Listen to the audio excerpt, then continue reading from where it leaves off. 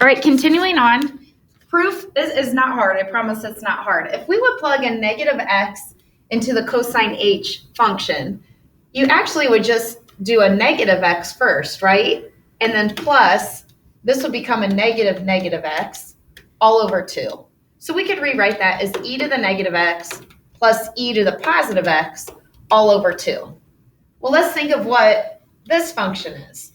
It's e to the x plus e to the negative x over 2. And can't you see that those are equal to each other? We just have the numerator and the denominator flipped.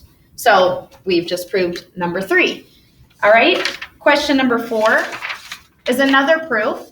All right, and this time we want to take the cosine h of x. So this is the one that you add both. So e to the x, e to the negative x over 2.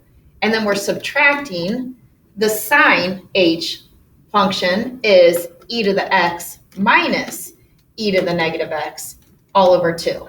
So let's just keep simplifying this. This is a fraction. We already have like common denominators of a 2. So this subtraction sign is going to affect everything behind it. So we could change this to add the opposite. Does that make sense?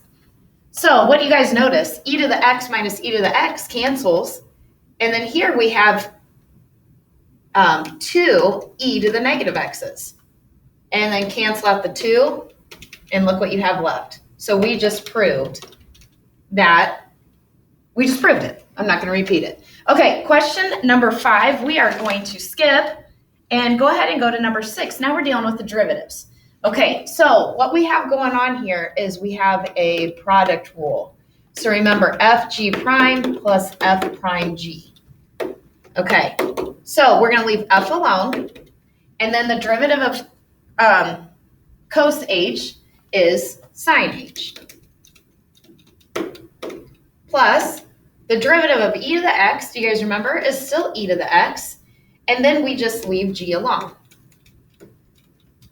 So that's the answer. We could simplify it a little bit and pull this e to the x out front. And there you go. That is the derivative. Okay, 6b is next. And the very first step before you take the derivative, you are allowed to put that squared on the outside of the parentheses. And now we are going to chain rule. So we're going to bring the 2 out front, and we're going to repeat what's inside the parentheses, and then we're going to chain rule. So the derivative of sine is cosine h of x. And you are done. That is the answer to B. And finally, C, and this is our last one before the book assignment, y prime is going to equal, remember natural log, you write it as 1 over, but then you chain rule. And what's the derivative of sine? We're going to multiply. It doesn't go on the bottom. It multiplies big. And can we simplify that? If you have the cosine on top, cosine divided by sine is cotangent. But remember the h, and there is your final solution. So I will post for you the book problems, and please submit a picture in Schoology of your book problems. And if you could do yesterday's assignment too, hopefully you have that done. Can you post a picture of that? And that way you can go ahead and get your grades in for both of these days. So enjoy your snow day. Hopefully you like today's lesson and it goes well for you.